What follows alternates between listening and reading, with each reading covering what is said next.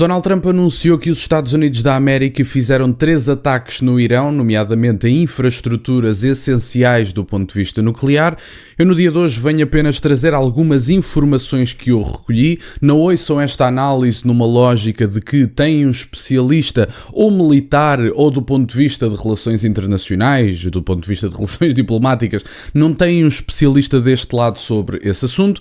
Venho apenas trazer alguns dados e fazer uma análise mais política do que propriamente militar, porque apesar de eu ter algumas leituras do ponto de vista militar, não posso sequer dizer que sou algo semelhante a um especialista nem de perto nem de longe, e portanto ouçam esta análise com a naturalidade de alguém que pode falhar a fazer esta análise, mas que vai tentar fazer uma análise o mais coerente e coesa possível. E portanto, vamos ver esta notícia e fazer uns breves comentários. Ora, temos Estados Unidos da América atacam locais nucleares no Irão. Os Estados Unidos da América acabam de entrar no conflito com o Irão. O anúncio foi feito pelo presidente norte-americano Donald Trump. Os Estados Unidos da América atacaram esta madrugada posições nucleares do Irão. A informação foi confirmada por Donald Trump na rede social Truth. Concluímos o nosso ataque muito bem sucedido às 13 instalações nucleares no Irão, anunciou o líder norte-americano. Trump garante que todos os aviões que participaram no ataque estão fora do espaço aéreo iraniano e que os pilotos estão a salvo. O presidente norte-americano acrescenta que agora é tempo para a paz. E, portanto, isto é basicamente uma introdução àquilo que eu queria dizer. Eu, para já, gostava de dizer que acho altamente improvável que um país que acaba de ser bombardeado, que de repente vá aceitar agora sentar-se à mesa de negociações. Quer dizer, se não estiveram propriamente muito disponíveis depois desta intervenção israelita, não é agora com o ataque dos Estados Unidos da América que vão estar disponíveis para se sentar à mesa. Eu gostava só de deixar algumas notas mais do ponto de vista político. E perdoem-me alguma falha, algum lapso, estou-me a reduzir à minha ignorância em alguns temas e faço mesmo questão de fazer este disclaimer porque é importante.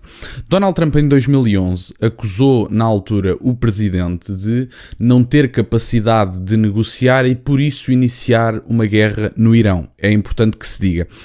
Trump criticou o Obama pela intervenção no Médio Oriente e disse que Kamala iria começar a Terceira Guerra Mundial. E, portanto, com declarações destas, o seu eleitorado diferente dentro do Partido Republicano, porque é importante que se diga que as pessoas que votaram em Donald Trump não são todas a mesma coisa e são muito distintas entre elas. Aliás, nós vemos que, por exemplo, Elon Musk representa uma linha ideológica do ponto de vista económico dispar do ponto de vista daquilo que é Donald Trump. Isto porque Elon Musk não é propriamente favorável ao intervencionismo que Donald Trump se propõe a fazer em determinadas instâncias, nomeadamente com as tarifas, e houve ali um conflito não só ideológico, apesar de que também, mas também de egos, que eu acho que sem dúvida nenhuma é importante que se diga. São dois homens com egos difíceis de manter na mesma sala, para dizer o mínimo. E, portanto, Donald Trump acabou por ser eleito com uma narrativa e com uma agenda menos intervencionista do ponto de vista externo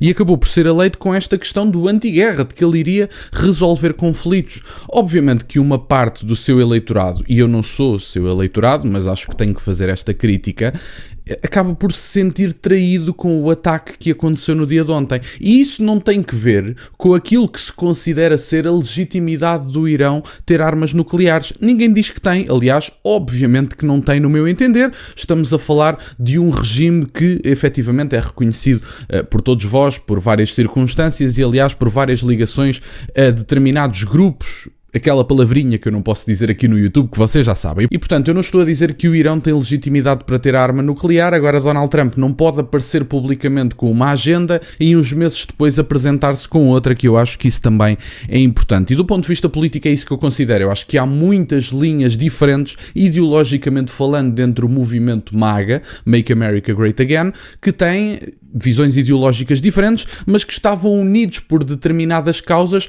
que Donald Trump encabeçava. Ora, quais é que eram essas causas? Uma agenda anti-guerra, que Donald Trump sem dúvida nenhuma representa e representava, enfim, a partir de agora já é mais difícil representar essa agenda, uma desburocratização de determinadas situações nos Estados Unidos da América, uma economia mais próspera que cobrasse menos impostos às empresas e que, aliás, fosse possível até trazer empresas de outros locais para os Estados Unidos da América. Donald Trump estava a fazer pressões políticas e até do ponto de vista económico para que essas empresas viessem viessem para os Estados Unidos da América, e havia ali um conjunto de causas, nomeadamente a imigração, nomeadamente a questão completamente depravada do wokeismo, nomeadamente outras causas que acabavam por unir pessoas de várias direitas, vamos dizer assim, até mais hardcore, vamos colocar a coisa desta forma, e que efetivamente agora podem não ver as suas agendas representadas em Donald Trump por causa desta questão. De um ponto de vista global e até nacional, porque no fundo é isto que me interessa,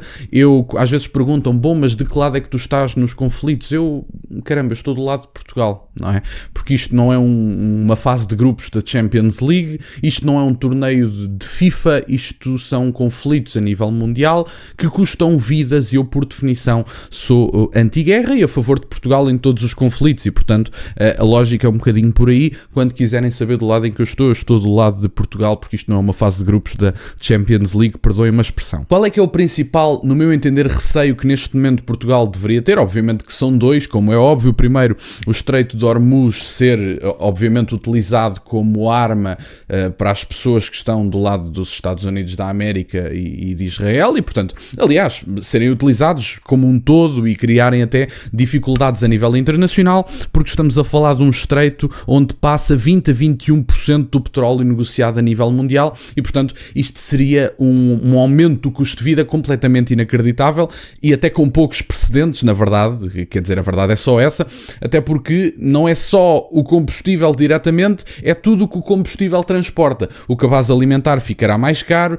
se esse estreito for utilizado e for fechado para que a nível mundial possa ser gerada uma crise ou possa ser gerada alguma influência contra, uma espécie de ataque contra os Estados Unidos também, não só contra os Estados Unidos, mas também acho difícil que o Estreito de Hormuz não seja utilizado como arma para encarecer e dificultar as realidades a nível ocidental, e portanto não tenho muitas dúvidas disso.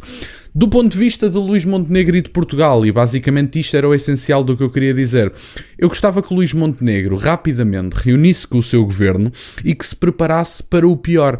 Não falo tanto do ponto de vista militar, apesar de que também, mas isso já está a ser debatido com o aumento do investimento em defesa. Eu não estou a dizer, não quero criar qualquer tipo de alarmismo, nem dizer que vem aí o diabo em cuecas, como se costuma dizer. Só Deus sabe o que virá aí, na verdade. Não acho muito difícil, ainda para mais para mim, que não sou de todo um especialista em relações internacionais e posso não ter conhecimento que determinadas pessoas até tenham de prever determinadas situações. O que eu acho é que Luís Montenegro se devia preparar não só para a subida dos combustíveis, até porque temos dos combustíveis mais caros a nível europeu, e obviamente que isso tem que ver também com a nossa carga fiscal. Uma pessoa comum em Portugal, ao longo de um mês, pagando combustível, IUC, seguro do carro, cabaz alimentar, etc., uma pessoa ao longo do mês larga 50% a 60% do seu rendimento do ponto de vista de impostos. Eu acho que isso é completamente inacreditável, e eu acho que o governo português deveria começar a pensar o que é que quer fazer e de que forma é que precisa da oposição para aprovar determinadas medidas de interesse nacional, nomeadamente algum alívio nos impostos do combustível para tentar fazer aqui um balanço sobre a subida que vai acontecer. Acho que são 8 cêntimos no gasóleo e 3 cêntimos na gasolina anunciados para segunda-feira, e a coisa não está com perspectivas de melhorar, e portanto, desse ponto de vista, o que eu acho é muito simples, e esclarecendo todas as pessoas sobre os principais pontos e sintetizando este vídeo: Donald Trump foi eleito com uma narrativa anti-guerra e menos intervencionismo, criticando Obama, dizendo que a Kamala Harris iria começar a Terceira Guerra Mundial, e acabou por ser eleito com essa questão, e isso pode desunir pessoas depois deste ataque.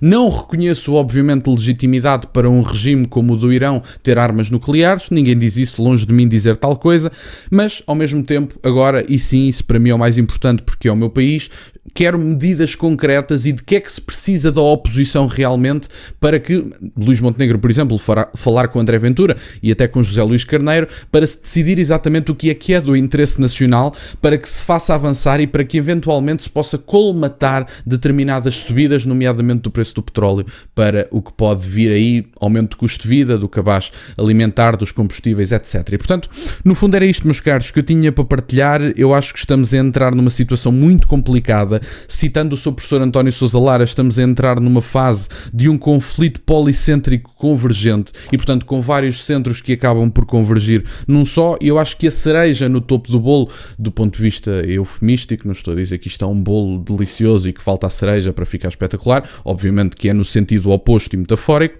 mas falta China-Taiwan. É o que falta para isto entrar. Isto já está praticamente em ponto rebuçado, já temos uma situação de alta conflitualidade social na Europa, até do ponto de vista daquilo que são culturas antagónicas e de uma invasão de imigrantes que tem acontecido, e perdoem-me a expressão, mas é o que tem que ser dito. Temos a envolvência direta de potências do ponto de vista militar e nuclear nestes conflitos. A China e a Rússia acho que vão reunir agora com o ministro do Irão, portanto não sei o que é que vai acontecer daqui para a frente, mas as perspectivas obviamente que não são boas. E portanto, no fundo era isto que eu tinha para partilhar. Partilhem as vossas perspectivas nos comentários, eu estou a ler sobre o assunto. Deixo também no fim do vídeo este disclaimer, não sou de todo um especialista, recolhi apenas alguns dados para fazer uns comentários e no fundo era isto que eu tinha para partilhar. Obrigado por estarem desse lado, peço-vos só o gosto neste vídeo e que subscrevam o canal.